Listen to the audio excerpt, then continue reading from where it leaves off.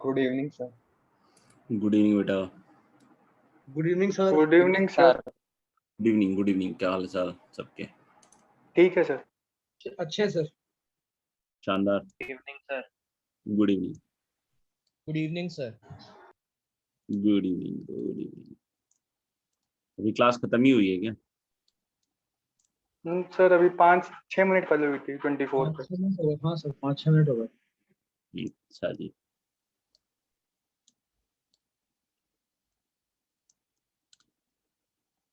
एक तो क्या था हमारा, एक्सरसाइज 3 था और 2 भी था ना शायद। एक्सरसाइज 2 में कुछ क्वेश्चन थे और 3 में 17 थे शायद। 2 में 11 से 17 11 to 17 ना। और 3 में 1 to 17।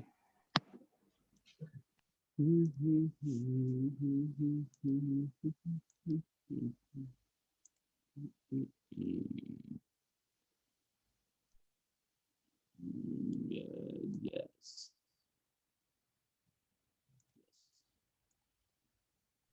प्रणाम सर। बहुत बहुत आशीर्वाद, बहुत बहुत खुश रहें।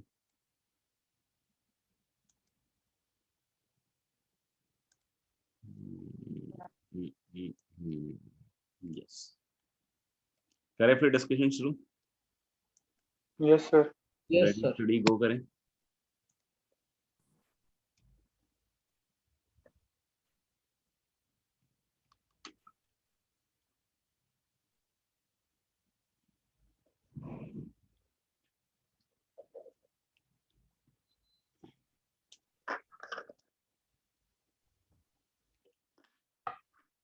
बताइए भाई, 11 to 17 में कोई पूछना हो?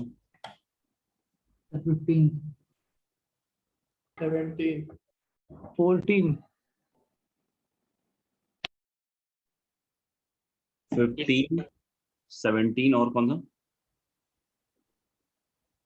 11 11 और कोई? चलिए देखते हैं। क्वेश्चन नंबर 11 है कि a bomber wants to destroy a bridge. 14 बता दीजिएगा। 14 में मेरा आंसर गलत आ रहा था। 14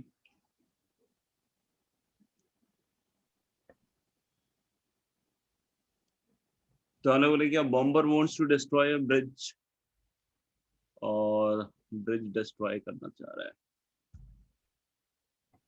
नापाक मंसूबे लोगों के। 2 bombs are sufficient to destroy it. If 4 bombs are dropped, then what is the probability that it is destroyed? The chance of a bomb hitting the target is 0.4. तो 1 में से मान लेते हैं कि नॉट डिस्ट्रॉयड की बात कर लेते हैं।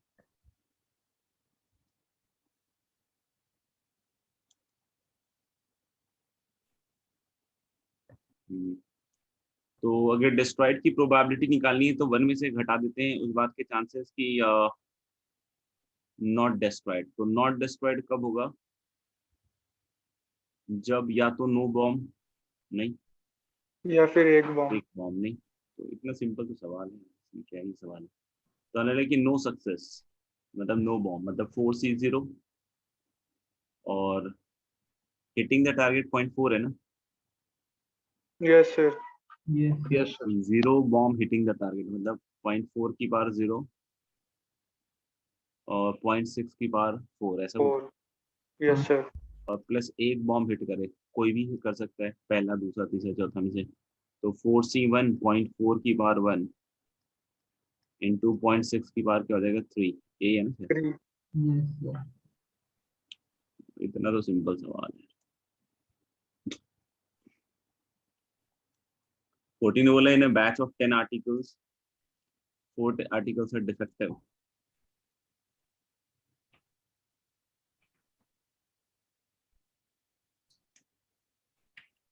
Six articles are taken from the batch for inspection. If more than 2 articles are in this batch are defective, the whole batch is rejected. Find the probability that the batch was rejected. कौन सा वाला question चल रहा है? Simple है, मतलब ये तो अभी जो करा वही कर लेते हैं। 1 माइनस से आ जाएगा ना अच्छे से। कितने हैं अपने को चाहिए? 4 डिफेक्टिव है तो ये क्या बोल रहा है, मोर देन 2 आर्टिकल, मतलब 2 आर्टिकल डिफेक्टिव हो तो 3 में और 4 में, यही होगा ना सर? यस सर, नहीं, मोर देन 2 है, सॉरी, तो 3 और 4 ही होगा। 3 और 4 सर, 1 माइनस नहीं होगा ना? डायरेक्ट निकाल लो, ज्यादा बढ़िया है। हाँ सर। ठीक है, कम ही केस, ज्यादा केस घटाने पड़ जाएंगे। तो 3 और 4 वाले हमें लेने हैं, नहीं या तो 3 डिफेक्टिव हो या फिर 4 डिफेक्टिव हो, 4 सही कुछ।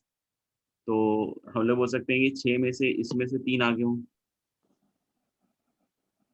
4 में से 3, और 6 में से कितने आगे हों, 3। 1, हाँ 3 3, 3 6 ले रहे हैं ना टोटल, यस सर, हाँ सर। और नीचे 10 में से कोई भी 6, 10 से और प्लस क्या हो जाएगा, 4 में से चारों ले लो और 6 में से 2, यही होगा सर। हाँ सर। यस सर, हाँ सर।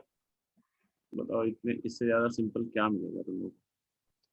आजकल तो सब्जियों का भी रेट इससे ज्यादा नहीं है। कर लो, पढ़ लो बेटा, समय में निकाल लो, बाकी तो क्या है, दिन तो निकल ही जाते हैं। अब कौन सा सवाल है? ये तो मुझे लगता है और भी सिंपल सवाल है। 15 नंबर, 15 नंबर में कह रहा है कि bias coin which comes of head 3 times as often as tail is toss, तो यानी कि हेड की प्रोबेबिलिटी क्या हुई, 3 टाइम्स है ना, तो 3/4, और टेल्स की प्रोबेबिलिटी क्या होगी, 1/4। 1/4, If it shows heads, a chip is drawn from urn 1 which contains 2 white chips and 5 red chips. तो urn 1 में क्या कह रहे हैं, 2 white and 5 red chips, right?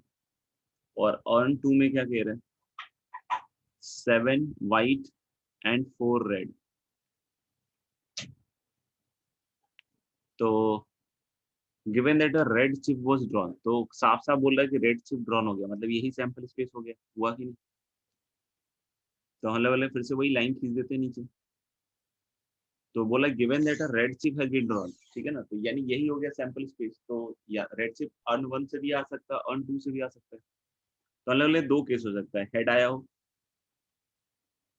और हेड आने पे हम कौन से अर्न से निकाल रहे हैं, फर्स्ट, 1 से, और इससे रेड चिप आने की प्रोबेबिलिटी क्या होगी भैया, 5/7, 5/7. एक ही चिप निकाल रहे हैं ना, यस सर। Yes, हाँ sir. सर, 100 एक ही चिप Chip निकाल कर रहे रहे हैं, हैं, तो 5/7 प्लस क्या होगा कि 1/4. हेड आया होगा, 4 into 4/11. 4/11. 4/11. चलिए, तो समझदार बच्चे हो यार, फिर क्या ही सब पूछ रहे हो। फिर बोला कि गिवन अ रेड चिप, तो हम लोग को बताना है हेड आना है, तो हेड तो यही वाले पार्ट में आया था, सैंपल स्पेस के हिसाब से 3/4 इंटू 5/7। 5/7. हाँ सर। पढ़ो भैया पढ़ो, ये सब में फंसे रहोगे तो बोर्ड भी नहीं निकलना। 17 बोल रहा है, 17 में क्या बोल रहा है कि रियल एस्टेट मैन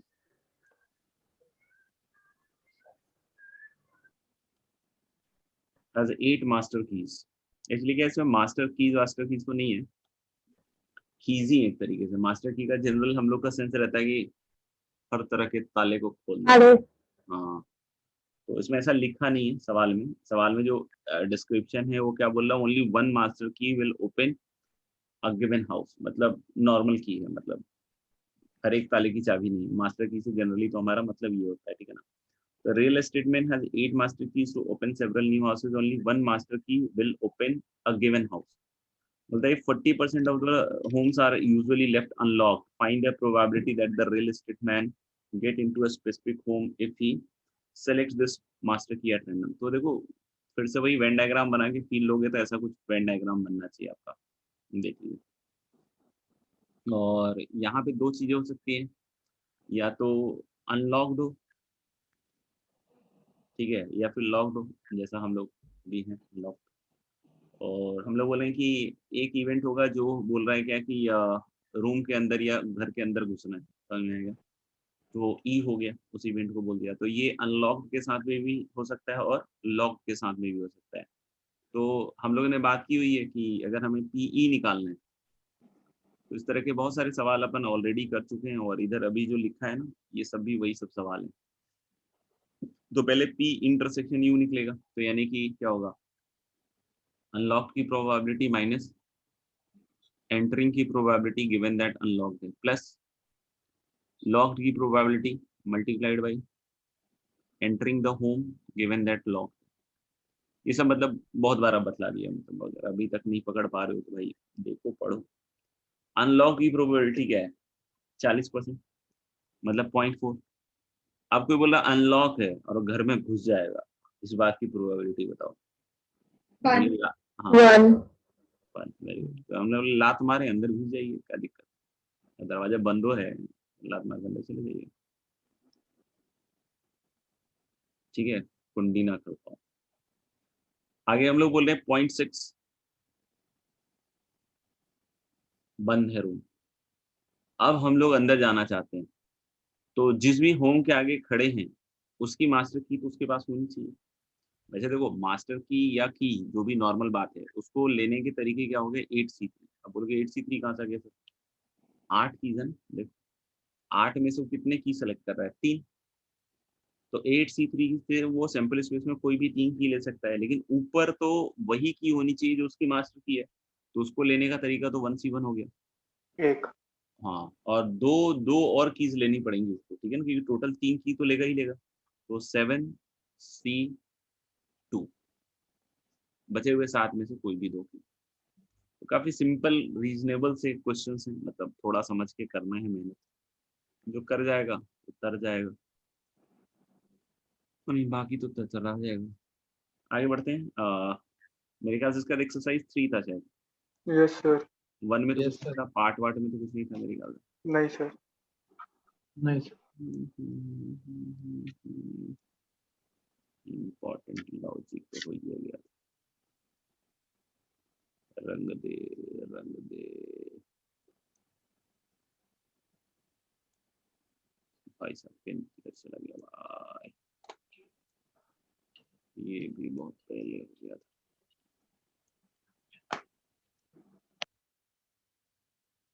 एक्सरसाइज 3 आ गया।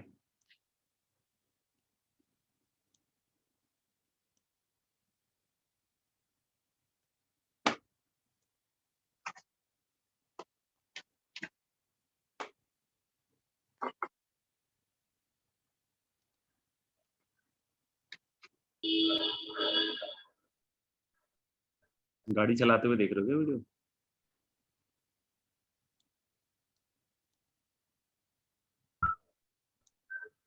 ये हिलता नहीं है क्या भाई? बहुत भारी है क्या? चलो ऐसे ही देख लेते हैं। हाँ बताओ भाई। 1 2 6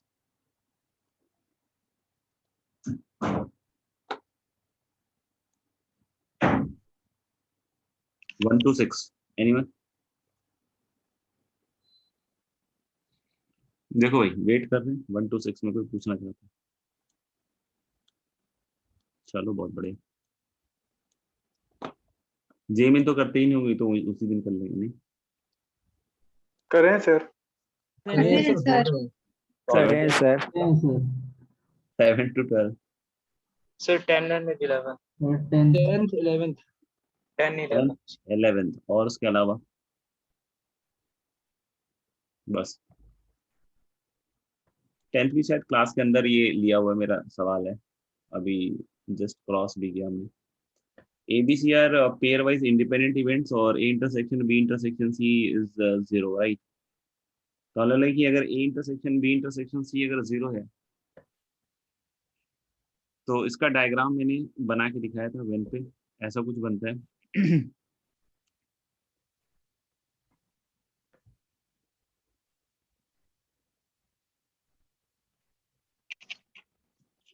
P A yes sir. Intersection B intersection C is 0, तो ये बना के भी दिखाया हुआ है। तो मेरे ख्याल से कुछ ज्यादा खास तो सवाल है नहीं। बोल रहा है P A complement intersection B complement upon C है ना ये, मतलब कंडीशनल प्रोबेबिलिटी है ये, और तो क्या ये चीज है, अपॉन है, अपॉन है। अपॉन। तो ये चीज है। अब इसको हम लोग को पता ही है, P A अपॉन C रहता है या P D अपॉन C रहता है, तो क्या लिखते हैं? P D इंटरसेक्शन C, बिल्कुल बेसिक फॉर्मूले और कुछ भी नहीं है। तो D इंटरसेक्शन C मतलब D इसको मान रखा है हमने,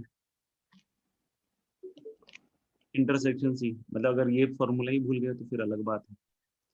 अपॉन पीसी। ये क्या चीज डिनोट कर रहा है? A bar intersection B bar intersection C, मतलब ये किस रीजन को इंडिकेट करता है? ओनली सी है अपनी, ए और बी नहीं हो रहा, यही तो है और क्या। चलो भाई तो लेके आ कि साफ साफ दिख रहा है कि इसका मतलब क्या हो गया कि A intersection B A bar intersection B bar intersection C, मतलब इस रीजन की बात कर रहे हैं, सिर्फ सी होना। तो मतलब इतना भी कोई भारी काम नहीं हुआ, तो इसका मतलब पीसी हो गया माइनस, दो हिस्से हटाने पड़ेंगे, एक तो ये वाला और एक ये वाला। ये हिस्सा क्या है? P A intersection C. Yes sir, C intersection B. हाँ बिल्कुल, P B intersection C. Pair wise independent भी दिया हुआ है क्वेश्चन में, उसका भी तो हम कुछ उखाड़े।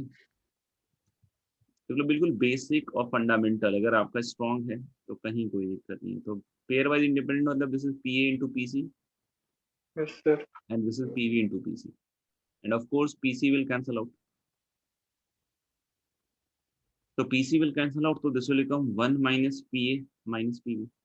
अब ऑप्शन वाइज देख लीजिए, शायद ये P A bar minus P V लिखा होगा किसी ऑप्शन में, या P V bar minus P A लिखा है तो वो भी सही होगा वैसे, तो मेरे ख्याल से इसमें P A bar minus P V देख लो। और next is 11 number. Okay 11 number, ये दिख ही रहा P A minus P V bar है। 11 तो और भी मेरे ख्याल सिंपल ही, the numbers are chosen at random without replacement from this, the probability that their minimum is 3 given that their maximum is 6। तो मैक्सिमम 6 है ही गिवन दैट, तो यानी कि ये तो सैंपल स्पेस हो गया ना फिर से। तो नीचे क्या लिखूं सोचो, यहीं पे लिख देता हूँ थोड़ा सा छोटा सा। नीचे क्या लिखूं? Sample space. सैंपल स्पेस में क्या होगा? गिवन है मैक्सिमम 6 होगा, तो 3 नंबर ले रहे हो तो 6 तो है ही और मैक्सिमम है, तो जो बचे हुए 2 नंबर होंगे वो 6 से नीचे के होंगे। तो सैंपल स्पेस कितने का हो गया? 5C2। Yes sir. 1 से 5 में ही तो लेगा, तो ये तो बिल्कुल कॉमन सेंस हो गया। अब जब हम बोल रहे हैं कि गिवन दिस, और अब हमको निकालना है क्या कि मिनिमम 3 होना चाहिए, तो देखो मैक्सिमम 6 है ऑलरेडी गिवन है नहीं, यस सर। और हम जो अब नंबर ले रहे हैं उसमें मिनिमम 3 भी है, तो ये भी हो गया। तो एक और कार्ड लेना पड़ेगा, सर वो कौन सा होगा? 4 और 6 से 5। नीचे तो जा नहीं सकता, 6 से ऊपर जा नहीं सकता है, तो 4 और 5 तो 2C1। 2C1। अब इससे ज्यादा सिंपल क्या मिलेगा? इतना ही समझ समझ के करना होता होगा, या लग रहा है कि इससे सिंपल कुछ मिल सकता है जीवन में? आईटी करना सबसे सिंपल काम। 13 से 17 कुछ पूछना तो बतलाएंगे।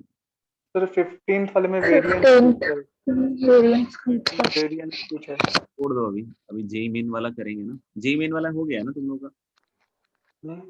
पता नहीं, पता नहीं मतलब नहीं हुआ होगा। नहीं हुआ है sir, JEE JEE main main topic नहीं हुआ। चलो कोई बात नहीं, बाद में कर लेंगे। और कोई है 17 बताएं? टिल 17 सर 13 तो मुझे लग रहा है महाभारत सवाल है क्या? Let A and B be two event such that P A union B का कॉम्प्लीमेंट, मतलब उसके बाहर का हो गया ना हिस्सा, वही जो बतलाया था। तो पी ए यूनियन बी तो यहाँ से निकल ही जाएगा। पी ए यूनियन बी क्या होगा? 5/6 ही होगा। 5/6। और इसका मतलब क्या होता है? पी ए, मतलब कितना घटिया सवाल है, देख रहे हैं? P B minus P minus P A intersection P B. Main भी बेचारा, इससे ज्यादा सिंपल क्या पूछे, बच्चा उसी में फेल होने के लिए तैयार है, बताओ। तुम चाह रहा है कि पास हो जाए। पी ए बार 1/4 है, तो पी ए कितना हो गया? 3/4 ना। 3/4। पी बी नहीं पता, छोड़ देते हैं, कुछ तो निकल रहा होगा ना इससे भी। 0 = 0 थोड़ी कर रहे होंगे। पी ए इंटरसेक्शन भी 1/4, और ये क्या हो गया? 5/6। इससे सीधा पी बी निकल गया। पी बी कितना आया इस इक्वेशन को सॉल्व करके? 2/4 मतलब हाफ हो गया ना, हाफ हो गया मतलब 3/6, तो 1 by 1/3 3 1 by 3 1/3 आ रहा है। तो बोल रहा है म्यूचुअली एक्सक्लूसिव एंड इंडिपेंडेंट, तो म्यूचुअली एक्सक्लूसिव तो कतई भी नहीं है, नहीं। Yes sir. P intersection B खुद मतलब पहला ऑप्शन तो ऐसे ही रिजेक्ट हो गया। इक्वली लाइकली, बर्बाद बात है। इंडिपेंडेंट, तो Yes, इंडिपेंडेंट sir. के लिए P A into P B check करना पड़ेगा। तो पी ए है 3/4 इंटू 1/3, तो कितना आ रहा है? 3/4 1 by 1/4 1 by 4. 4 इंडिपेंडेंट तो लग रहा है यस सर हाँ but sir. Not equally likely, तो यही आ गया। मतलब इससे ज्यादा सिंपल क्या पूछेगा यार, यही नहीं कर रहे हो तो क्या होगा। और कोई है? और इसमें तो कोई मगजमारी भी नहीं है, सीधा सिंपल सिंपल चीज है जो कि मतलब बतलाया है। और कोई टिल 17 देख लो, इच्छा हो तो पूछ लो। नो सर, हो गया था ये तो। चलिए बढ़िया, चल भाई ऊपर चल ले यार, बहुत स्लो चलता है यार, ऐसा क्यों?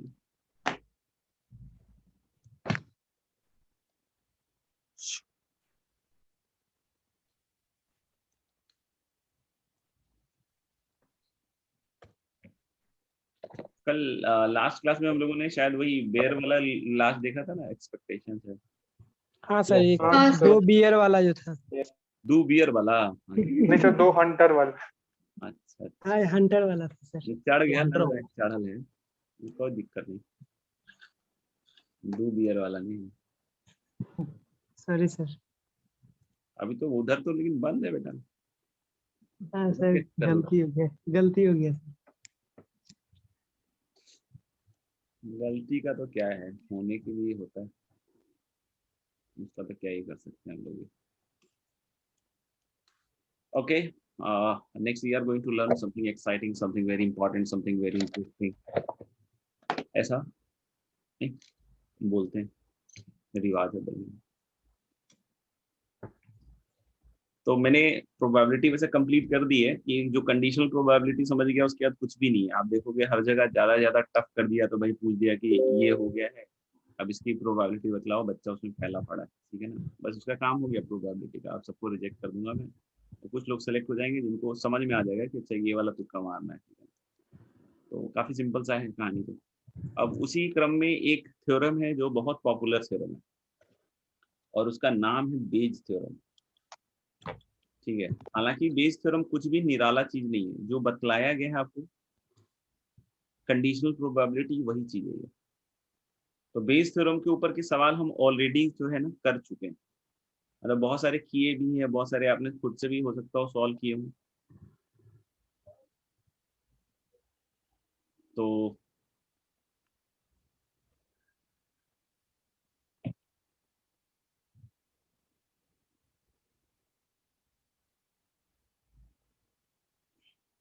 बेस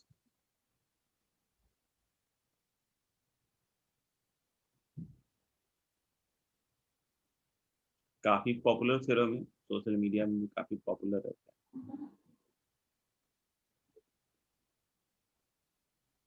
आजकल तो जम के यूज करते हो सोशल मीडिया, नहीं? इसमें एपोस्ट्रोफी ऐसा होता होगा मुझे लग रहा है। और बाकी थ्योरम का स्पेलिंग तो आप लोग बचपन से जानते ही होंगे, थ्योरम जानते हैं? Yes sir. Yes sir. क्या कहते हैं थ्योरम को हिंदी में? नहीं सर, ये एम आता है, बस ई नहीं आता शायद। थ्योरम में एम नहीं आता? आता है सर, सर सही आता है। है सर, सही नहीं, लिखिए एम सही है सर। सही लिखिए सर। सर सही है। सही। गर्दा उड़ाए हुए बाबू। हम तो पूछ रहे थे थ्योरम, थ्योरम को हिंदी में क्या कहते हैं? थ्योरम को बिहारी में तो थ्योरम कहते हैं, और हिंदी में क्या कहते हैं? प्रमेय। प्रमेय, यस। तो now we are talking about Bayes theorem. क्या है ये बेस थ्योरम? बेस थ्योरम कुछ भी नहीं है, बस नाम है, ठीक है ना, भारी भरकम सा लगता है, नहीं?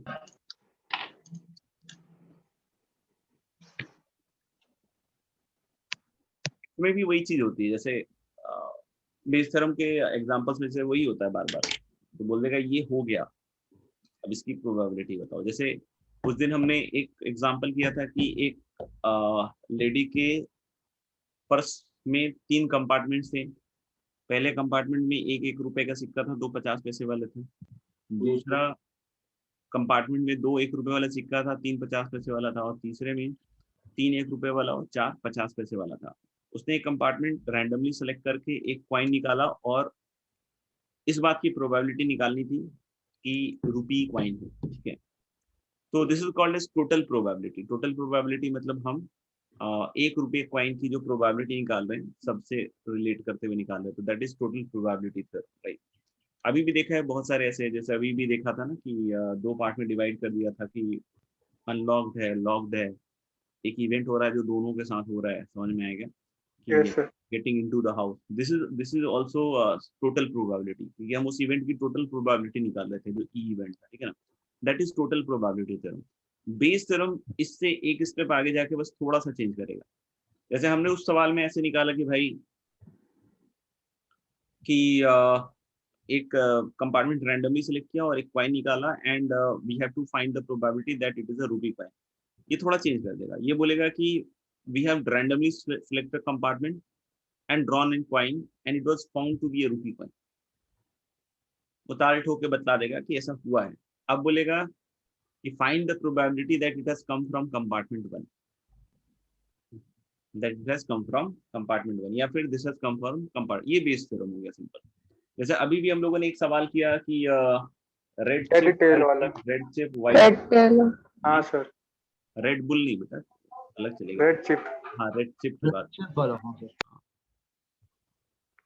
तो red chip white chip, red chip white chip, तो उसने फाइनली बोला कि एक रेड चिप आया है। अब बताओ कि ये अर्न 1 से आया हो या अर्न 2 से आया हो, या सॉरी हेड आया था, ये टेल, भगवान जाने सब सवाल था, ठीक है। तो इस तरह के सवाल बेस थ्योरम है, और बेस थ्योरम वही है जो मैंने कंडीशनल प्रोबेबिलिटी बतला दिया कि जैसे ही बोलता है ये इवेंट हो गया तो वही सैंपल स्पेस है, वही ट्रिक है कि उसको बस नीचे लिख दो और उसमें से जिस पोर्शन की वो प्रोबेबिलिटी पूछ रहा है बस उसको उठा के ऊपर डाल दो, समझ में आएगा। तो हो गया काम खत्म, ठीक है ना। तो दिस इज बेस थ्योरम। अब उसको लिखने के लिए इंग्लिश में लिख देता हूँ बहुत सारा चीज, ठीक है ना। तो अब उसको देख कर तुम भयभीत हो जाना कि यार सर क्या लिखते हैं इंग्लिश, बहुत बढ़िया सर, अच्छा इंप्रूवमेंट है आपका इंग्लिश में। चलिए करते हैं, तो लिखिए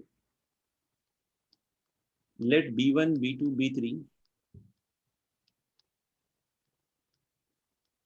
till Bn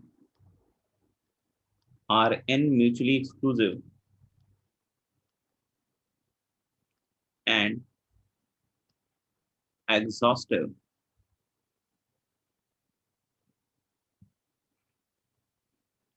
set of events। Let B1 B2 B3 till Bn are n mutually exclusive and exhaustive set of events, and let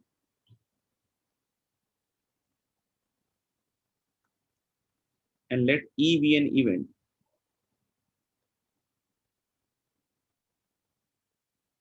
which can occur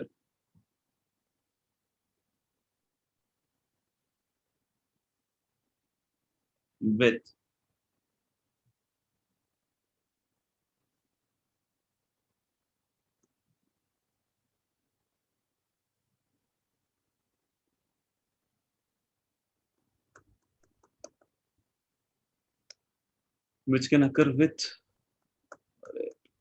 अबे सब चलेगा क्या, मतलब जिसको भेजना था वो नहीं गया, बस बाकी सब चलेगा। which can occur at EV an event which can occur with one or more than one BIs, I equals 1 2 3 till n। अब बोलोगे सर ये क्या है B1 B2 B3 till Bn, तो n mutually exclusive exhaustive set of event, ये वही चीज है जो अभी हम लोग लिख रहे थे ना, लॉक अनलॉक, उसमें से B1 B2 था टाइप्स, और देखा था ना वो म्यूचुअली एक्सक्लूसिव था और कैसा था, एग्जॉस्टिव भी था। हमने कंपार्टमेंट वाले एग्जांपल में वेन डायग्राम बनाया था कि कंपार्टमेंट 1 सिलेक्ट हुआ, कंपार्टमेंट 2 सिलेक्ट हुआ, कंपार्टमेंट 3, तो उसमें 3 पार्ट में बटा था, तो उसमें B1 B2 B3 था। जनरली जरूरी नहीं है ना हर एक सवाल में n ही हो सकता है 2 हो 3 हो 4 हो, समझ में आएगा। और एक इवेंट ई आप याद कर रहोगे कि उस वेन डायग्राम में से गोला मार मार के दिखा रहा हूँ हर बार। जैसे उस B1 B2 B3 में भी दिखाया, मतलब सॉरी उसमें भी दिखाया था जब कंपार्टमेंट वाला जो सवाल किया था कि दिस इवेंट डिनोट्स कि 1 रुपी कॉइन आया हो।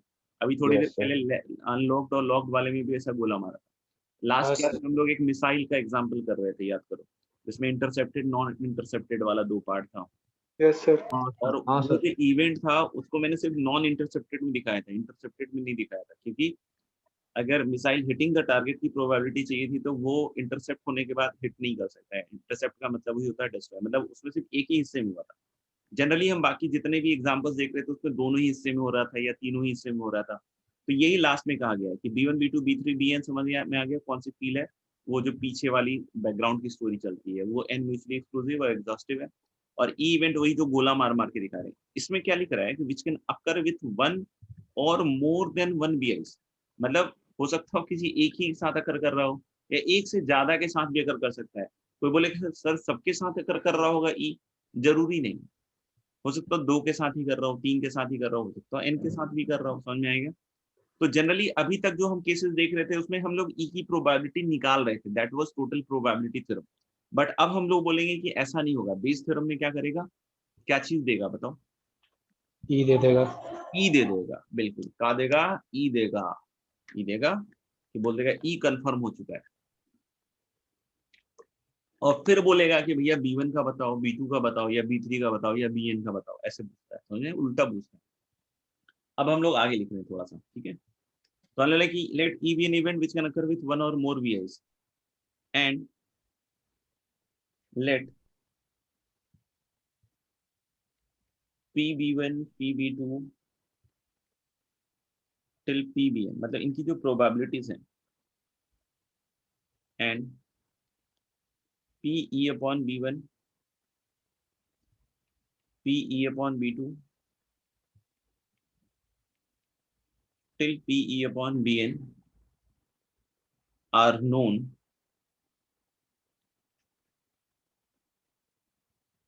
और कैन बी कैलकुलेटेड।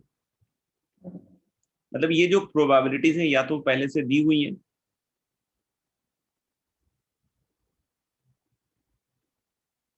या फिर हम उसको गिवन डेटा से कैलकुलेट कर सकते हैं। जैसे अगर आपको याद हो कि कंपार्टमेंट वाला जो सवाल था उसमें मैंने PB1 PB2 PB3 को 1/3 ले लिया था क्योंकि और कोई ऑप्शन था नहीं हमारे पास। फिर PE upon B1 उससे निकल गया था क्योंकि एक रुपए का सिक्का था, 2 50 पैसे वाला कॉइन था, तो वो चीज हम लोग कैलकुलेट कर सकते थे, ठीक है ना। तो गिवन B1 E की प्रोबेबिलिटी वो या तो दी हुई सवाल में या फिर हम उसको क्या कर सकते हो, कैलकुलेट, ठीक है ना। तो ये सारी चीजें हो गई क्लियर।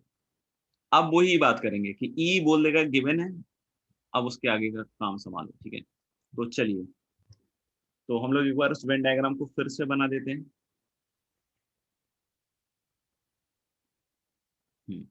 तो हम लोगों ने क्या कि जैसे कि मान लो कि हमने इस तरीके से डिनोट कर दिया, एक E1 बना दिया, एक E2 बना दिया, एक E3 बना दिया, ऐसे, ठीक है ना। और वैसे बनाते रहेंगे ना तो क्लास खत्म हो जाएगी, तो एक लास्ट वाला बना दिया EN, और एक इवेंट ई है, समझ में आ रहा है क्या। और ये जो इवेंट ई है ना दोस्त, ये किसी के साथ भी हो सकता है और किसी के साथ नहीं भी हो सकता है। हाँ सर।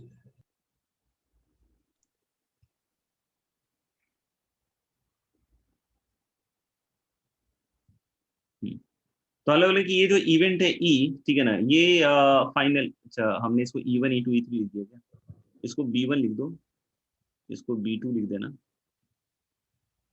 ये B3 है और ये BN लिखा है इन सब में, और ये इवेंट है ई। तो मैं क्या कह रहा हूँ कि अब क्या होगा कि आपको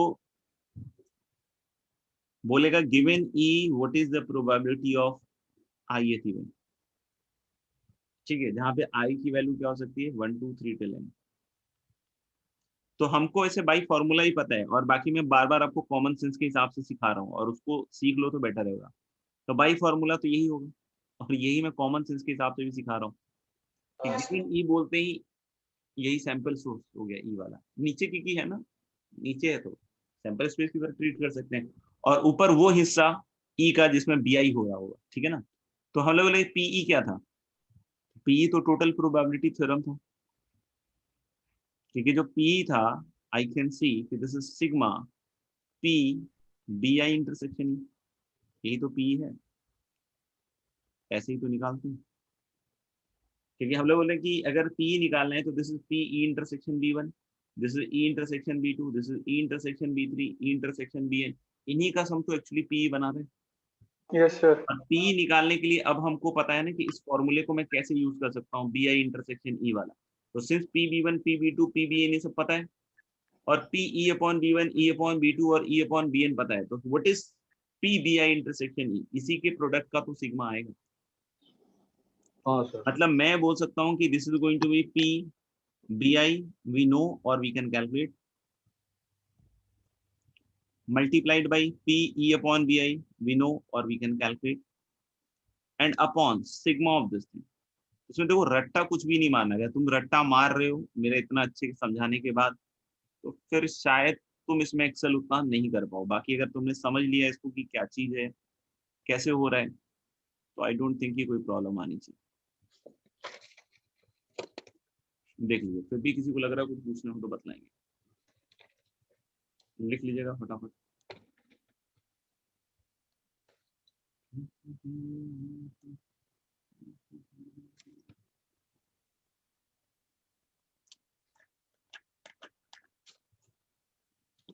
लिख लिया सर। नहीं सर, एक मिनट लिख रहे हैं। ठीक है ठीक है, लिख लीजिए आराम से।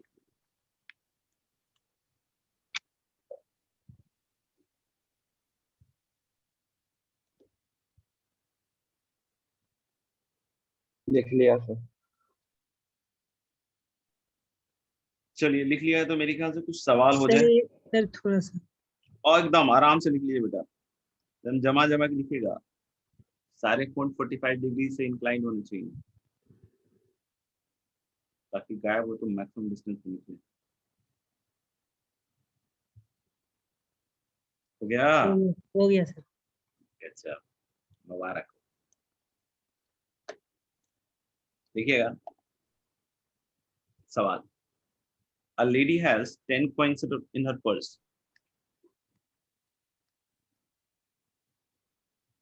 a lady has 10 coins in her purse,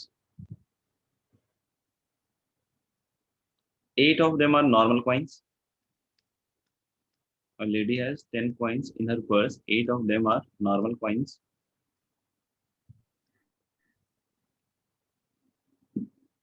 one is doubly headed,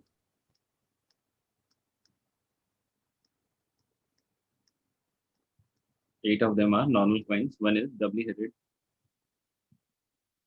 and one is weighted coin। weighted coin मतलब आप समझ लो बस bias coin, with probability of head 1/3। A lady has 10 coins in her purse, 8 of them are normal coins, one of them is doubly headed, one is weighted coin। आगे लिखिए, she randomly draws a coin, she randomly draws a coin, she randomly draws a coin and tosses it for 5 times, she randomly draws a coin and tosses it for 5 times, she randomly draws a coin and tosses it for 5 times, and tosses it for 5 times, and tosses it for 5 times. The coin was found to fall headwise, the coin was found to fall headwise, the coin was found to fall headwise on all the 5 occasions, she randomly draws a coin and tosses it for 5 times, okay? The coin was found to fall headwise on all the 5 occasions, the coin was found to fall headwise on all the 5 occasions, on all the 5 occasions. Find the probability that the drawn coin, find the probability that the drawn coin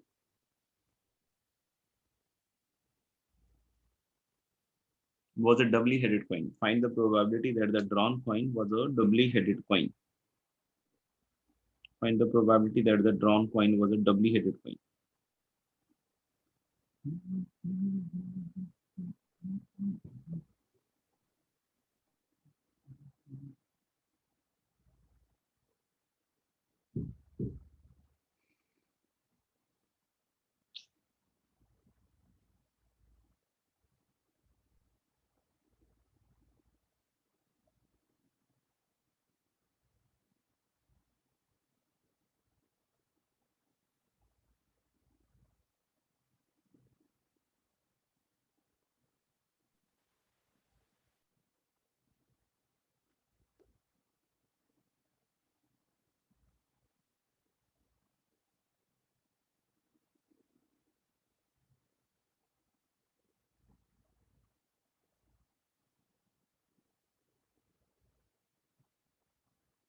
Three by 16.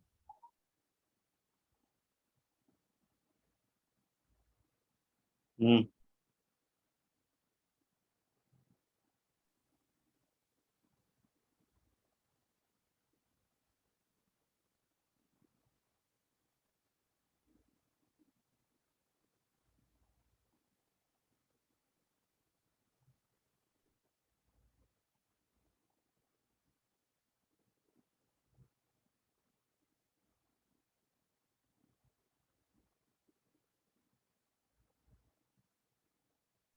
Three by 16 power 5.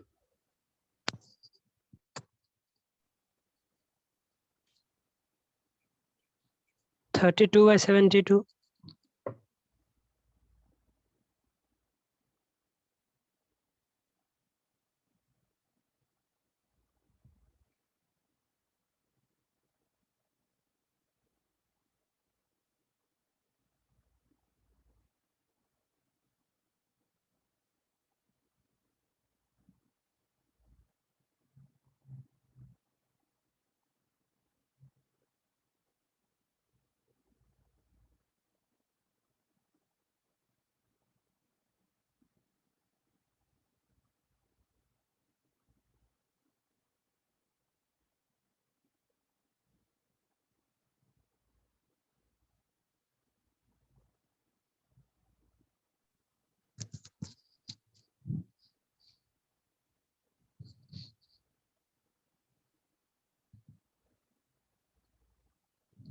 Correct discuss. Sir, 8 by 9.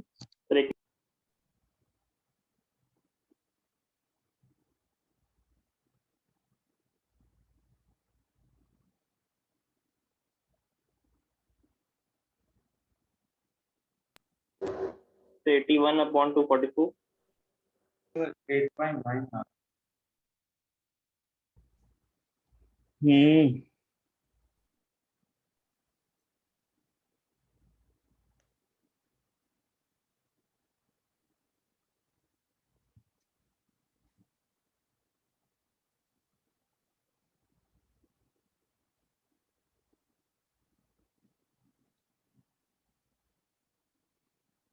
देख लो, discuss करना हो तो बतलाना.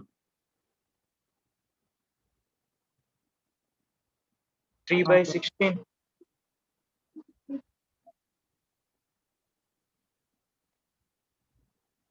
कर लीजिए sir.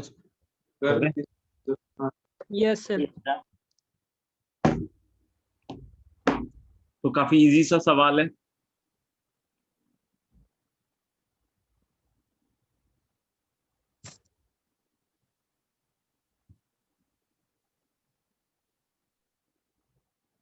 ओ, कितनी बर्बाद हो गई.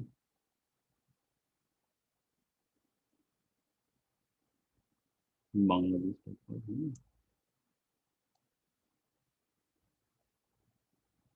अच्छा.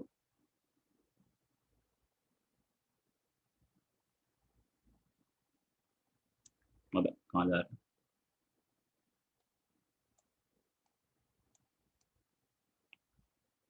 मतलब सबसे पहली चीज है क्या कि जो दिया हुआ है, गिवन है, क्या गिवन है, पहले तो उसको पकड़ते हैं. मुझे लग रहा है कि गिवन है कि उसने 5 दफे उछाला सिक्के को और 5वें दफे क्या है, हेड आया. Yes sir. क्या ये पॉसिबल है नॉर्मल कॉइन के साथ? क्या ये पॉसिबल है डबली हेडेड कॉइन के साथ? क्या ये पॉसिबल है क्या नाम से वेटेड कॉइन के साथ? Yes, sir. पॉसिबल है Yes, तीनों sir. सर तीनों के के साथ साथ है। तो तीनों के साथ पॉसिबल है, तो यही तो मेरे ख्याल से आता है काम। तो सबसे पहली चीज है कि देखो मैं बिल्कुल फील के हिसाब से आपको बतला रहा हूँ। तो पहली चीज है कि मैंने लाइन बना दी, नीचे क्या लिखने वाला हूँ, सैंपल स्पेस। सैंपल स्पेस क्या है, पांचों दफे हेड आया हो नहीं, तो लगे अगर पांचों दफे हेड आया था तो सबसे सिंपल सी बात मेरे को ये समझ में आ रही है कि नीचे सबसे पहले तो हम लोग बोले नॉर्मल कॉइन के बारे में बात कर लेते हैं। नॉर्मल कॉइन के बारे में जब आप बात करोगे तो क्या लिखोगे, 8/10? Yes Yes. Sir. Yes 8 sir by 10 into 1 by 3. हाँ सर 8/10 into 1/32 इंटू 1/32 हाँ सर हम प्लस डबली हेडेड तो 1/10 1/10 1/10 Into 1. into 1 plus weighted coin तो 1/10 1 by 10. into 1 1 by 3 by by 5 1 by 273. 240 की बार 5 और ऊपर क्या आएगा डबली हेडेड 1/10 आप ऐसे ही कर दो answer yes sir same same cancel out, this is going to be 4 times, right. तो अब हम इसको जब कैलकुलेट करेंगे तो मुझे लग रहा है कि ये हो जाएगा 1 अपॉन कितना 243 है नहीं, यस सर हो जाएगा। तो मुझे लग रहा है कि 4 या 12 के 2 4 चौक 16 17 के 7 शायद ऊपर 972 आएगा यस सर और नीचे आ जाएगा 1 to 1 972 और प्लस 247। सही बोलो ना? यस सर तो मेरे ख्याल से 9 कुछ गड़बड़ है, सर ये यार ये है ना? हाँ sir Yes, 1 sir. to 1 1 to 19. 1 to 1 to 1 1 1 to 9 1 मेरे ख्याल से ये Approx. किसी का आंसर नहीं है। यही 1 to So this will be the actual answer of this particular question.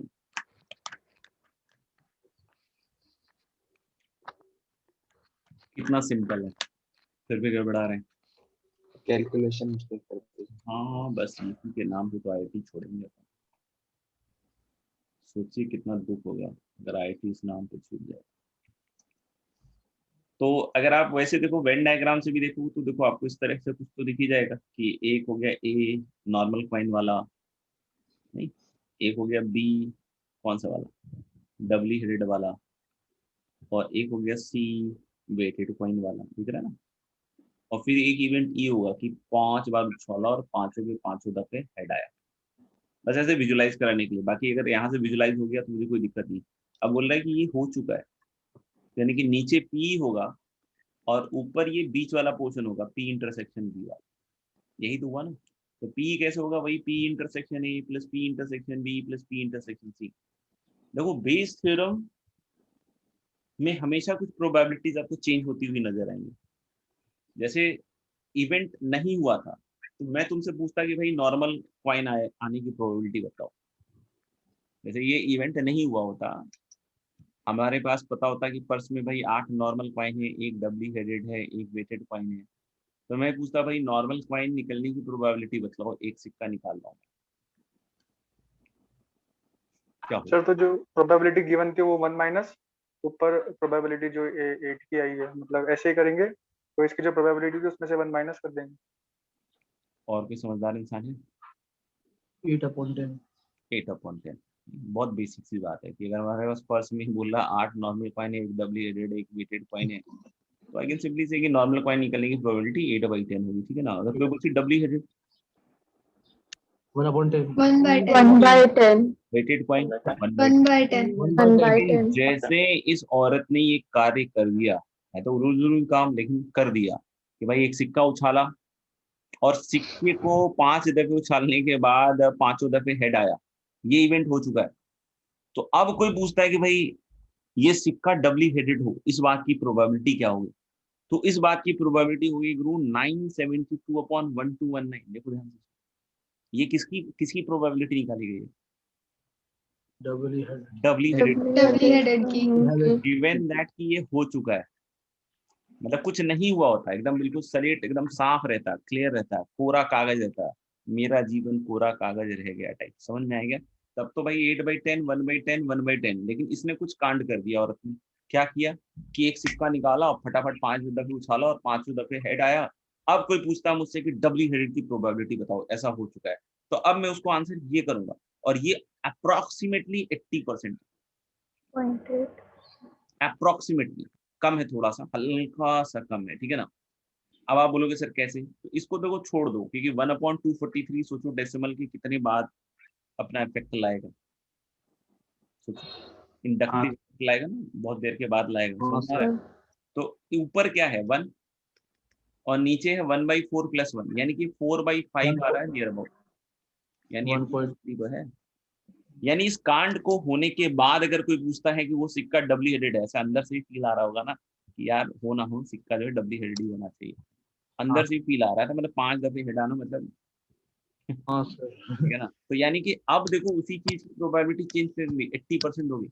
और बेस थ्योरम लाइफ में हर जगह ही लगता रहता है, हर जगह ही लगता रहता है, हर जगह ही लगता रहता है, जो भी देखो हर जगह लग रहा है बेजी थ्योरम से, ठीक है ना। और वही कंडीशनल प्रोबेबिलिटी है। अब बोलोगे सर हर जगह कैसे लग रहा है, जैसे मान लो कि तुम लोग का ही एग्जाम्पल लेते हैं कि भाई तुम लोगों ने 10th में अच्छे मार्क्स लेकर आए, फिर नहीं लाए होगे अच्छे मार्क्स, तो फिर उसके हिसाब से तुम्हें साइंस स्ट्रीम दिया गया होगा कि भाई, या तुमको घर वालों ने मना नहीं किया होगा कि ठीक है तुम आईआईटी की तैयारी कर सकते हो, तो गिवन दैट वो हुआ था, तो तुम्हारे साइंस स्ट्रीम लेने पे जो ऑब्जेक्शन थे वो खत्म हो गए।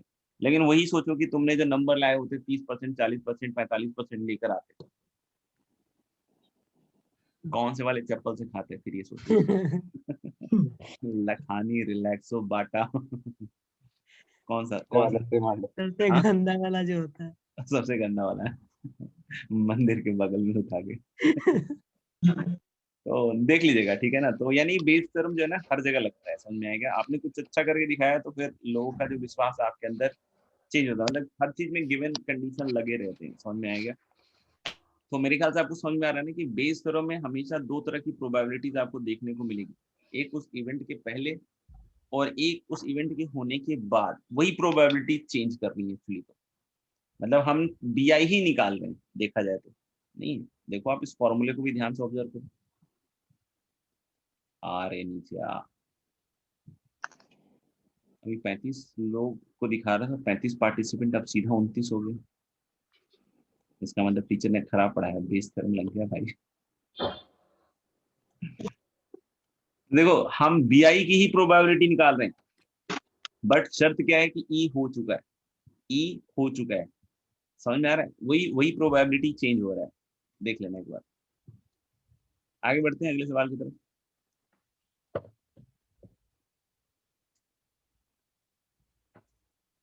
Okay, next question is,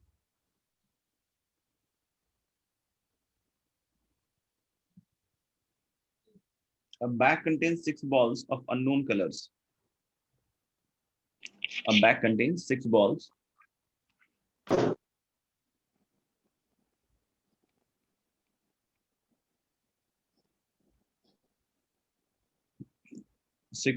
of unknown color.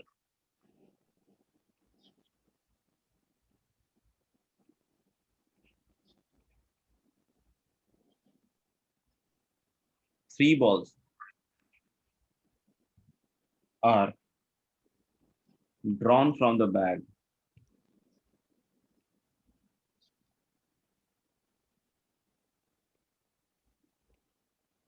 and found to be all black.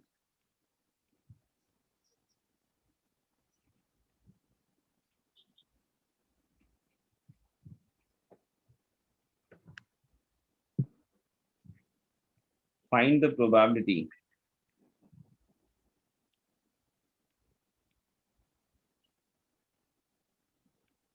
that no black balls are left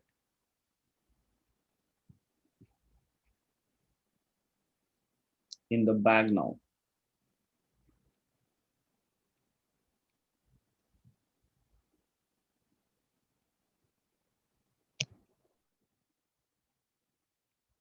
Initially, assume all number of black balls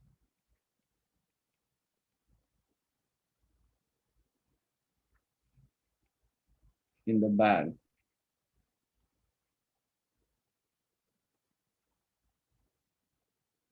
to be equally likely.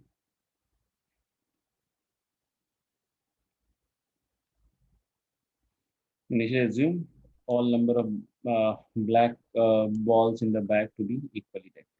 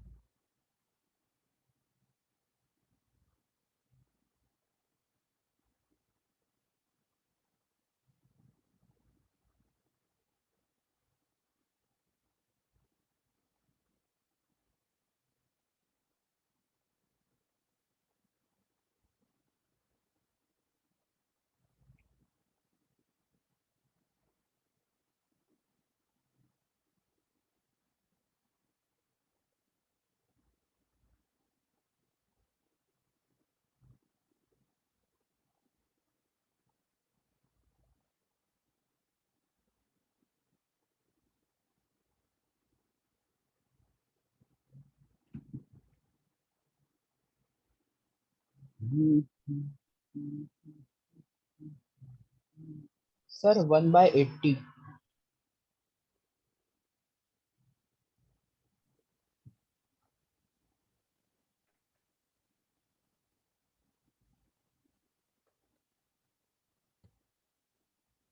Sir, 1/35. 1/35. 35. Okay.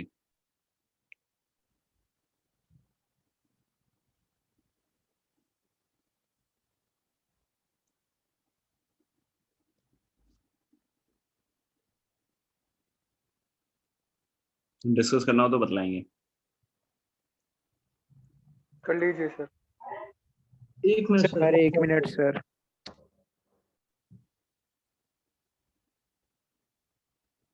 Sir, 1/35.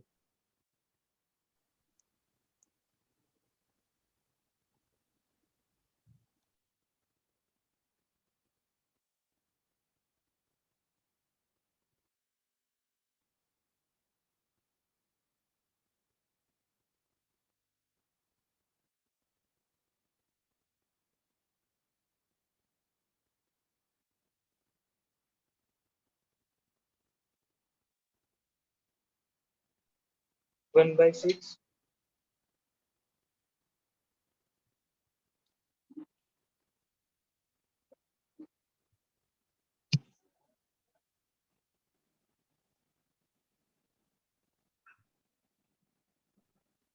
$89/216.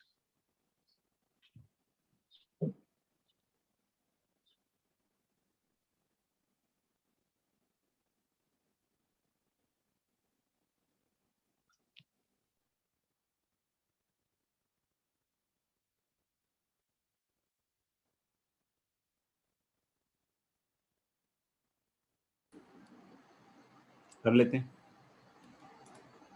1/35 is correct. लेकिन बहुत बार answer आ जाता है but तरीके में कुछ गड़बड़ भी होता है. चलिए देखते हैं क्या रहता है. सबसे ज्यादा इंपॉर्टेंट इंफॉर्मेशन है लास्ट लाइन कि we have to assume this thing. क्या एज्यूम करना है भाई? ये कि initially assume all number of black balls in the bag to be equally likely। ये लाइन क्या बतला रहा है कि जो इनिशियल assumption होना चाहिए, इनिशियल मतलब जब हमारे को बतलाया गया ना ये बैग में दिखा के कि देख भाई इस बैग में 6 बॉल्स हैं अननोन कलर के, क्या बतलाया गया? हमें बतलाया गया कि इस बैग में 6 बॉल्स हैं अननोन कलर के, राइट? तो अलग कि अगर हमें बताया गया कि इस बैग में 6 बॉल्स हैं अननोन कलर के, तो हम लोग बोले कि उस समय मेरे दिमाग में क्या आना चाहिए? मेरे दिमाग में उस समय मुझे लग रहा है कि ऐसा सोच सकता हूँ, ब्लैक बॉल के पॉइंट ऑफ व्यू से बात कर रहा हूँ, समझ में आएगा? इनिशियली अज्यूम करना है, ध्यान रखना ये चीज हो चुकी है, ये वो चीज है, मैं बार बार बतला रहा हूँ कि एक इवेंट कंफर्म करेगा, उस कंफर्मेशन से पहले कुछ प्रोबेबिलिटीज होंगी, उस कंफर्मेशन के बाद कुछ प्रोबेबिलिटीज होंगी। अगर कोई पूछे कि इस इवेंट के होने के पहले कोई बोलता है कि 0 ब्लैक बॉल है या 1 ब्लैक बॉल है या 2 है या 3 है या 4 है या 5 है या 6 है, तो इसमें वही बोल रहा है कि सब बराबर होंगे, क्योंकि बोल रहा है ना initially assume all number of black balls in the bag to be equally likely. लेकिन इस इवेंट के होने के बाद कोई बोलेगा 0 ब्लैक बॉल, तो हम लोग बोलेंगे नो चांस। समझ रहे हो? तो यानी कि अगर 6 बॉल्स कोई बोलता है तो अब हम लोग बोल सकते हैं कि कोई बोले कि there are 0 black ball in the bag, या फिर कोई कहता है कि there is 1 black ball in the bag, या फिर कोई कहता है 2 black ball in the bag, 3 4 5 या 6। तो मैं क्या कहूंगा, all of them are equally likely, all of them are equally likely. ये कब की बात हो रही है? अब ये मत बोल रहा सर सन 57 की, ये हो रहा है इस इवेंट के पहले। यानी कि अगर मैं इसको B0 से डिनोट करूं, इसको B1 से डिनोट करूं और ऐसे ही इसको B6 से डिनोट करूं, तो हर एक की प्रोबेबिलिटी बराबर होगी। हम उसको ऐसे लिख सकते हैं PBI इक्वल टू 1/7। आप नॉर्मली सोच के देखिए, आपको समझ में आ जाएगी चीज। वो इवेंट जो हो चुका है उसको सोचते हुए नहीं, उस इवेंट के पहले अगर मैं सोच रहा हूँ कि 6 बॉल्स हैं एक बैग में और मुझे पता ही नहीं है उसका कलर, तो अगर कोई बोले ब्लैक के हिसाब से सोचो कि क्या क्या सोच सकते हो, तो मैं बोलूंगा 0 ब्लैक बॉल, फिर बोलूंगा 1 ब्लैक बॉल, फिर बोल सकता हूँ 2 ब्लैक बॉल, फिर मैक्सिमम 6 बोल सकता हूँ कि उसने बोला है 6 ही है।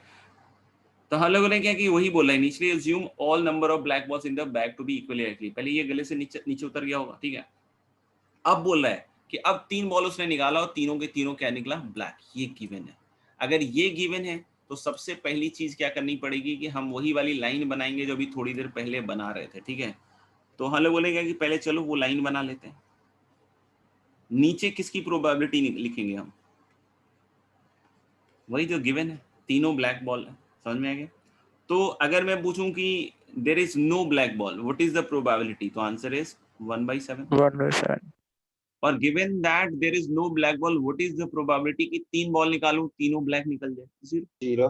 0 0 एक ब्लैक बॉल है बैग में तो 1/7। गिवन दैट कि हम 3 बॉल निकाले तीनों के तीनों ब्लैक निकले, 0। 0 2 ब्लैक बॉल है बैग में तो 1/7। गिवन दैट 2 ब्लैक बॉल है, 3 बॉल ब्लैक निकल जाए, 0।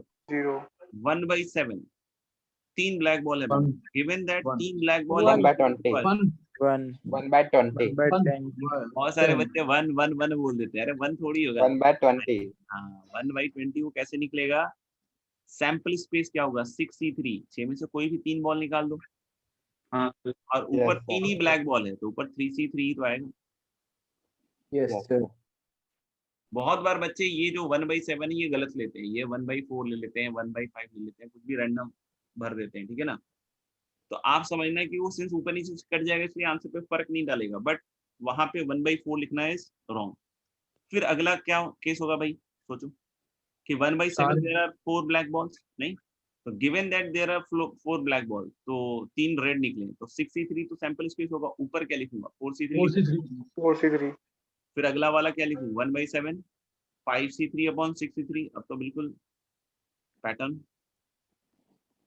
फिर 1/7 इसमें 1 हो, ठीक है। अब 6 ब्लैक बॉल है गिवन, तो कोई भी 3 निकालोगे तो ब्लैक ही तो आएगा, और क्या आएगा। तो उसको मैं लिख ऐसे ही रहा हूँ क्योंकि डायमेंशन सही रहेगा। तो ये तो पार्ट खत्म है, इसका तो कोई लेना देना नहीं है। ऊपर क्या करें, तो फेवरेबल में क्या बोला भाई कि अब कोई भी ब्लैक बॉल ना हो, तो ये कब हो सकता है? जब 3 Zero exactly block black ball. Exactly 3 black ball हो, तो वो तो इसी हिस्से में हो रहा है ना, तो इसको ऊपर Yes, लिखना sir. पड़ेगा मुझे। तो 1/7 कट जाएगा और 6c3 भी कट जाएगा मेरे ख्याल से। तो ऊपर का 3c3 बचेगा, दैट इज 1, और नीचे 3c3 इज 1 प्लस 4 5, 5 और 10 15, और 15 और 20 कितना हो जाएगा 30। तो समटाइम्स बीच में कुछ गड़बड़ भी करते हैं, बट आंसर ये सही आ जाता है। रीजन समझ में आ गया होगा।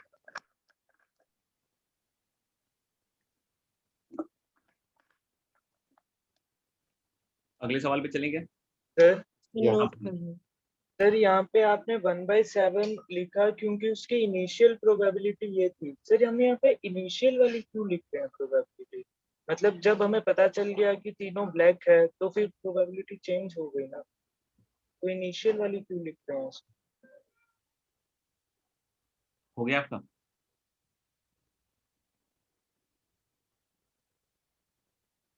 और कुछ बोलना है क्या, इसमें ऐड करना है क्या कुछ? ये हो गया। हाँ सर। तो फिर तुम देख के ही निकाल लो ना आंसर। जैसे तुमने 3 बॉल के लिए क्या निकाला आंसर, कि 3 ब्लैक बॉल हो। सर उसमें वो प्रोबेबिलिटी 1/7 नहीं लिखी थी वहाँ। अभी जो सवाल पूछ रहा था बच्चा और अभी जो बोल रहा है, ये दोनों सेम है या डिफरेंट है?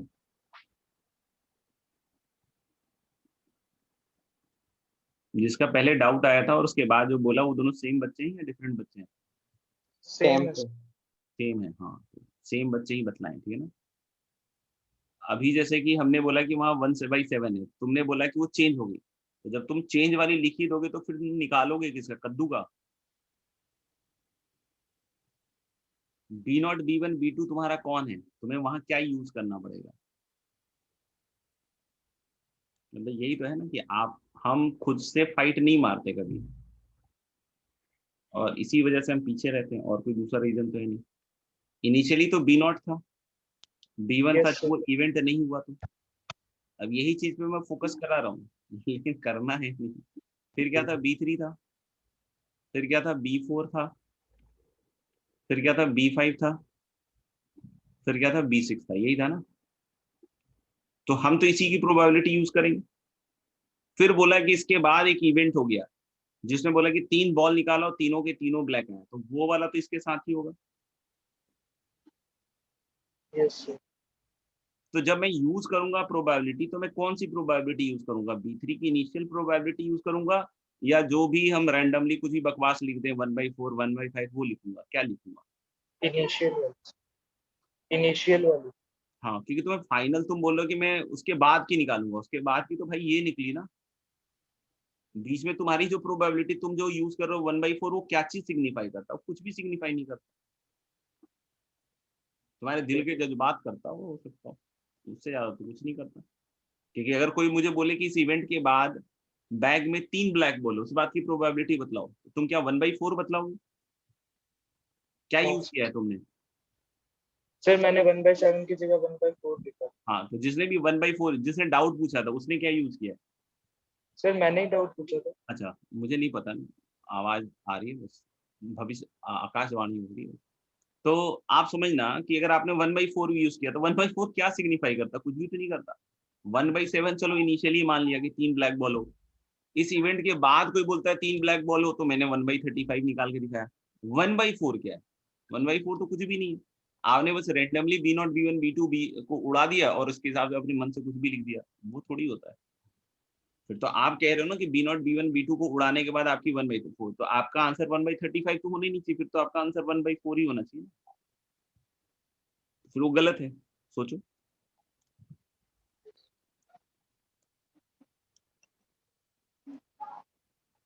लग रहा है आंसर मिला या क्या? सर अगर ये सातों इवेंट इक्वली लाइकली नहीं होते तो एक बात है, लाइकली नहीं होता तो फिर तो कद्दू से निकालते, कैसा निकालता तो मैं बताऊँ। देना तो पड़ेगा ना डेटा में। अलग अलग तरीके से डेटा दिया जाता है, कहीं बोलता है इक्वली लाइकली है, कहीं बोलेगा कि it is proportional to the number of balls, कभी ऐसा भी सवाल लिख सकता है। वो तो देना तो पड़ेगा उसको, नहीं देगा तो फिर हम कैसे कैलकुलेट करेंगे आगे। अब तुम बोलोगे सर क्वेश्चन ही नहीं दे, अब बोले सॉल्व कर दो, तो फिर मतलब मैं भी क्या करूँगा। ये वाला सवाल कैसा था, अगर मैं तुमसे पूछूं तो कैसे करोगे। अगर सवाल दिया ही नहीं और बोले सॉल्व करो, अब क्या करोगे बताओ। All intelligent minds come on. सवाल पूछते हैं। क्या तुक्का मार के आ जाएंगे। नहीं सर पूछें। तो ऑप्शन ही नहीं दे तो का क्या मारेंगे। तो ऑप्शन भी नहीं दिया ना, मुझे लगा सिर्फ सवाल नहीं दिया, मुझे लगा ऑप्शन दिया। सर कहेंगे सॉल्व कर रहे हैं। हाँ ये भी सही है। अच्छा तो मेरे ख्याल से क्लियर है ये बात, ठीक है ना। तो कभी कभी ऐसे भी बोल देता है कि the probability of any number of black balls will be proportional to that number। तो अब फिर जीरो ब्लैक बॉल की प्रोबेबिलिटी क्या होगी, k times zero, proportionality constant k use करना पड़ेगा। एक ब्लैक बॉल की प्रोबेबिलिटी क्या होगी फिर k times 1। k times 1 6 black ball की प्रोबेबिलिटी क्या होगी 6 टाइम्स k। बोलोगे k कैसे निकलेगा, तो सबका जोड़ कितना होना चाहिए 1। तो फिर वहां से किसकी वैल्यू आएगी k की। तो कभी इस तरह से भी सवाल बनाया जाता है, या बोल दे कि that is proportional to i square plus 1। तो फिर k into zero square plus 1, मतलब वो रूल अपने हिसाब से कुछ भी डिफाइन कर सकता है। लिखेंगे अगला सवाल। The contents of earn 1 and earn 2, the contents of earn 1 and earn 2 are as follows।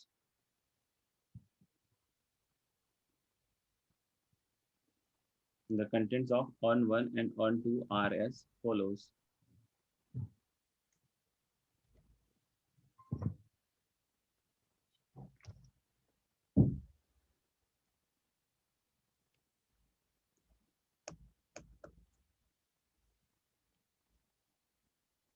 The contents of earn 1 and earn 2 are as follows।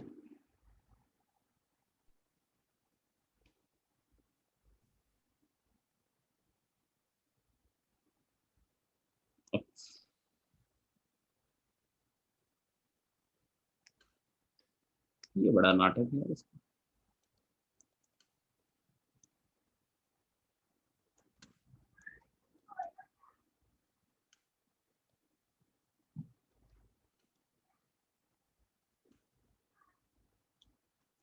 कैंची कहाँ से आ गया। The contents of earn 1 and earn 2 are as follows। हम लोग बोल रहे हैं क्या कि जो earn 1 है उसमें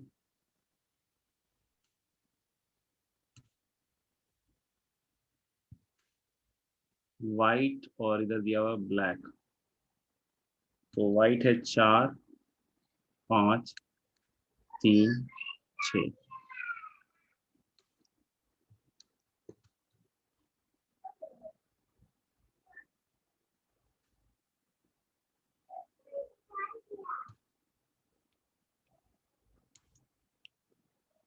अबे यार दिखाई दे रहे हैं, गायब हो गए।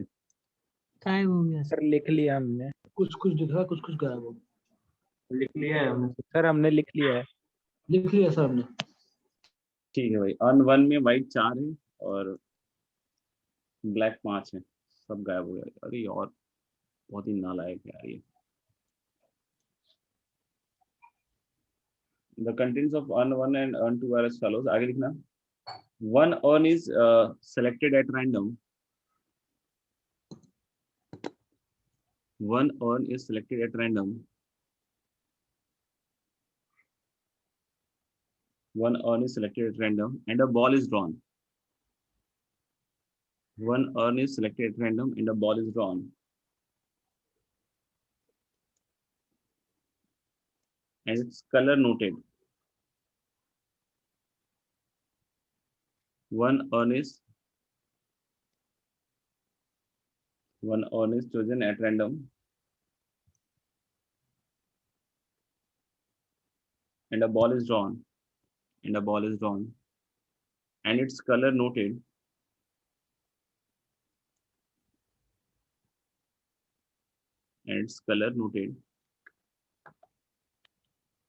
and replaced back in the same urn।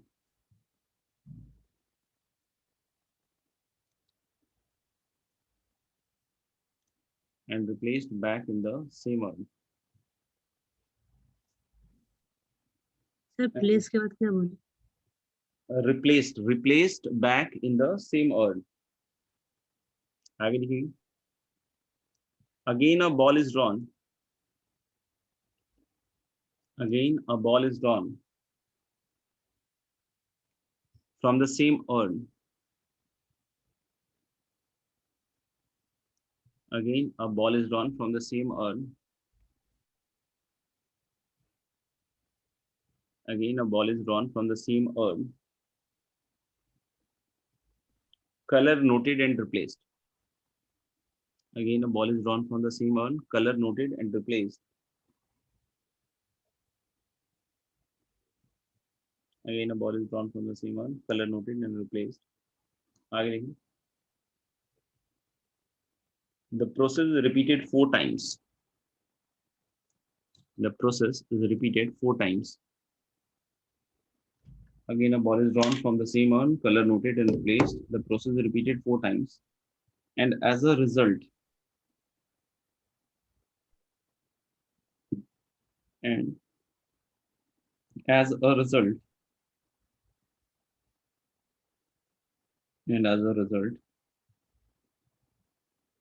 one ball of white color,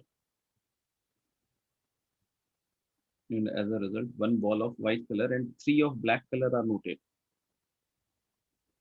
And as a result, one ball of white color and 3 of black color are noted.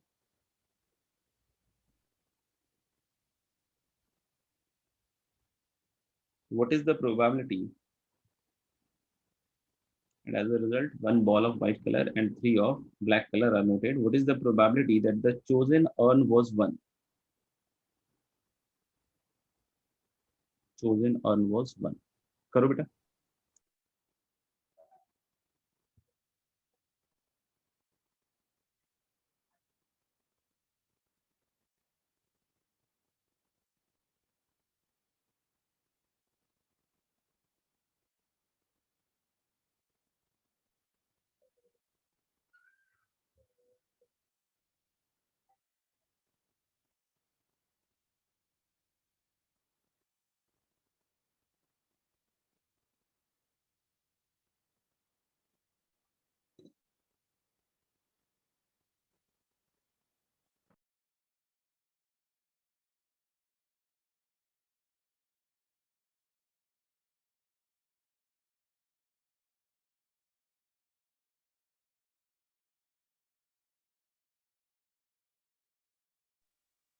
Five hundred by 1148.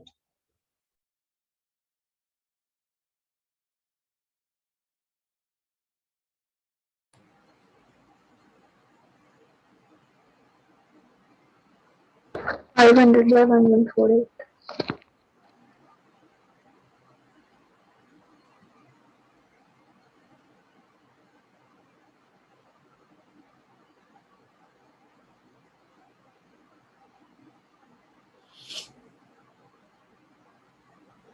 हो गया? करें डिस्कस. हाँ एक sir. Minute sir. कर रहे हैं sir, बस 1 minute sir. Okay.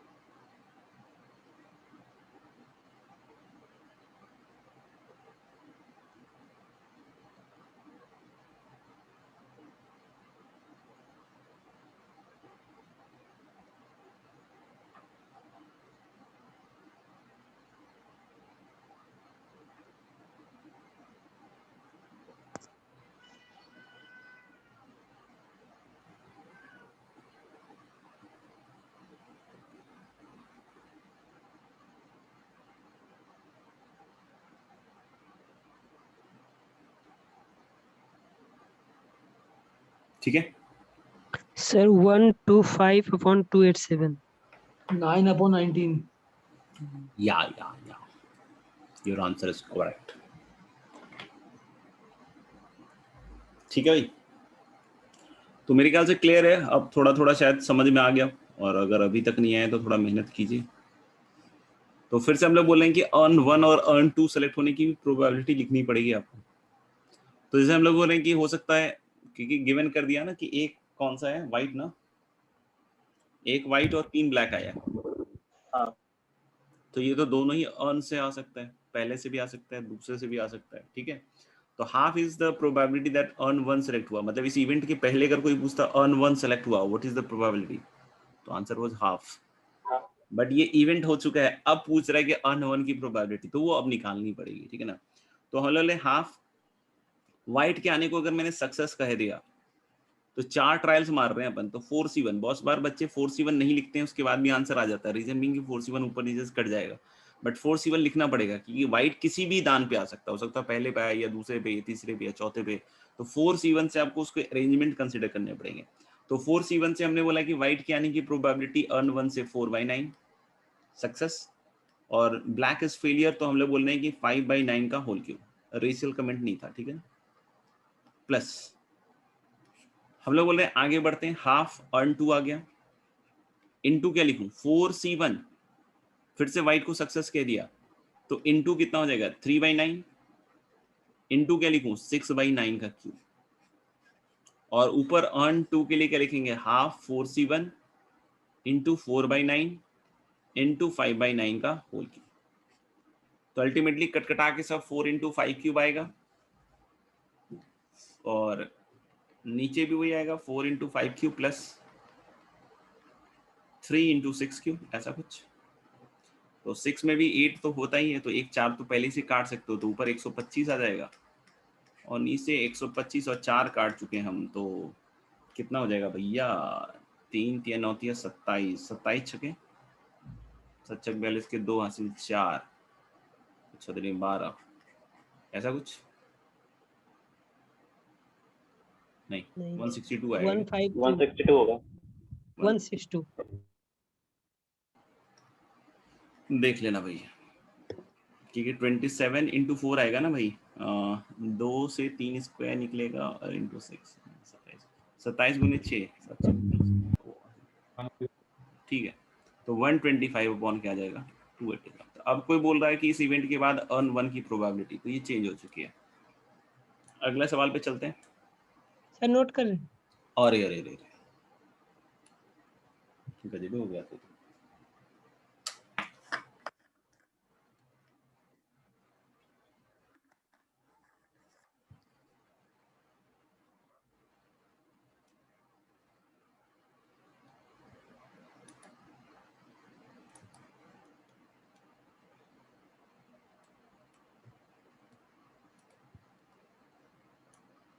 हो गया सर।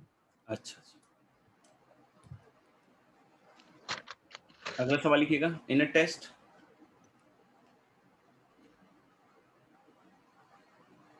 टेस्ट रोहित, फिर से डिस्क्लेमर है कि कोई अपने ऊपर नहीं ले, अगर कोई क्लास में है भी तो मतलब ऐसे ही है random. In a test Rohit either guesses और copies. In a test, Rohit either guesses or copies. In a test, Rohit either guesses or copies, or knows the answer. In a test, Rohit either guesses or copies, or knows the answer to a. In a test, Rohit either guesses or copies, or knows the answer to a multiple choice question with 4 choices. Or knows the answer to a multiple choice question with 4 choices. In a test, Rohit either guesses or copies or knows the answer to a multiple choice question with 4 choices. आगे लिखना. The probability that he makes a guess. The probability that he makes a guess. The probability that he makes a guess is 1. The probability that he makes a guess is 1/3. The probability that he makes a guess is 1/3. And the probability that he copies the answer. The probability that he makes a guess is 1/3. And the probability that he copies the answer is 1/6. And the probability that he copies the answer is 1/6. The probability that he copies the answer is 1/6. आगे लिखना. The probability that his answer is correct. The probability that his answer is correct. The probability that his answer is correct, given that he copied it. The probability that his answer is correct, given that he copied it, is 1/8.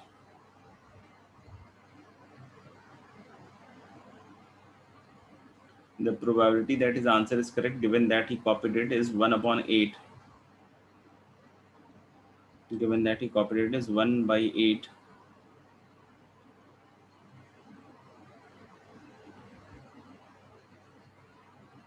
आगे लिखिएगा. Find the probability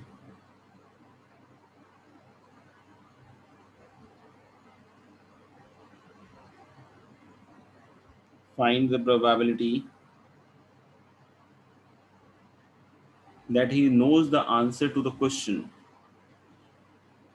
Find the probability that he knows the answer to the question.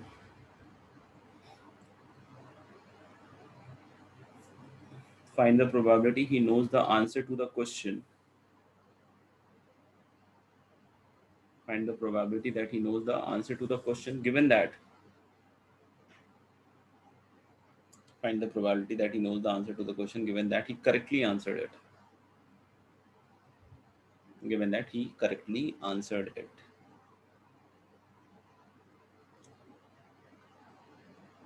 ठीक है, तो इसको आप calculate करिएगा. बाकी homework में हम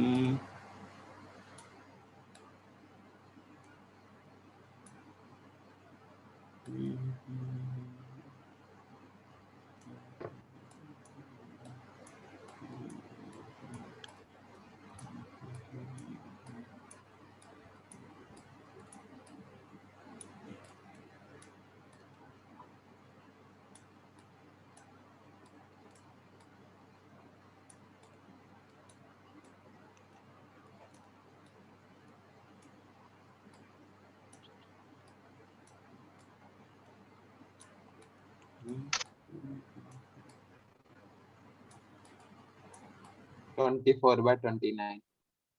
24 by 20. हाँ, इसमें दो ऑप्शन वो लिख लेना पार्ट. पहला पार्ट क्या लिखोगे? Solve it. क्या लिखोगे? पहला part solve it. First part में लिखना single correct, when it is single correct. Solve करना है जब when it is single correct.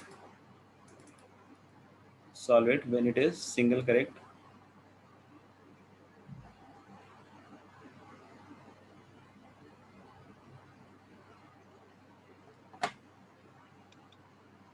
और दूसरा लिखना वन और more than one correct.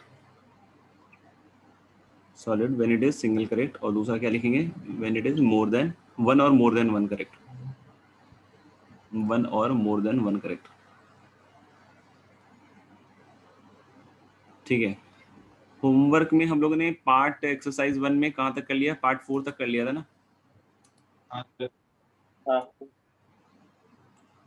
Okay. और एक्सरसाइज 2 में तो सारे हो गए ना, एक लास्ट वाला बाकी था नहीं? तो लास्ट वाला एक्सरसाइज 2 में एक लास्ट वाला बाकी है. एक्सरसाइज 3 में भी खूब सारे सवाल हैं. एक्सरसाइज 4 दे देते हैं थोड़ा सा. बहुत बढ़िया बेटा, शाबाश. मत चिल्लाते. नोबेल प्राइज लेने वाले हो क्या?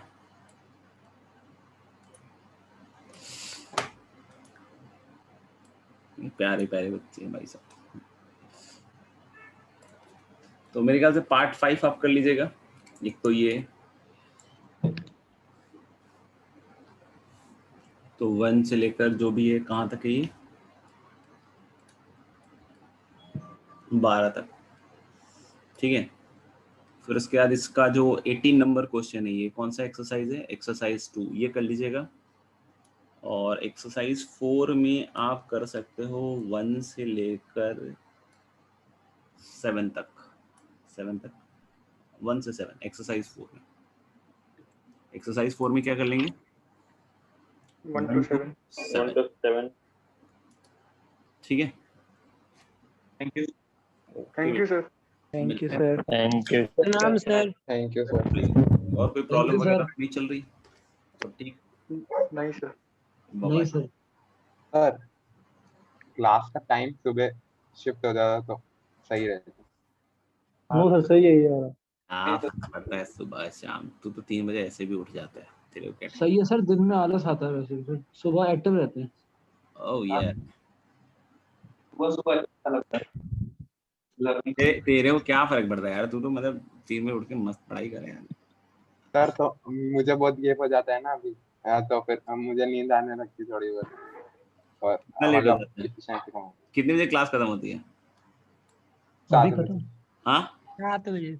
अभी अभी खत्म हो गई 7 तो बजे। फिर आप क्लास खत्म हो, ETS। खाना वाना खा के सो जाए, क्या बात कर रहा है। चल बाय। Thank you sir. हाँ thank you sir. Thank you sir. प्रणाम सर। खुश रहे, खुश रहे। हाँ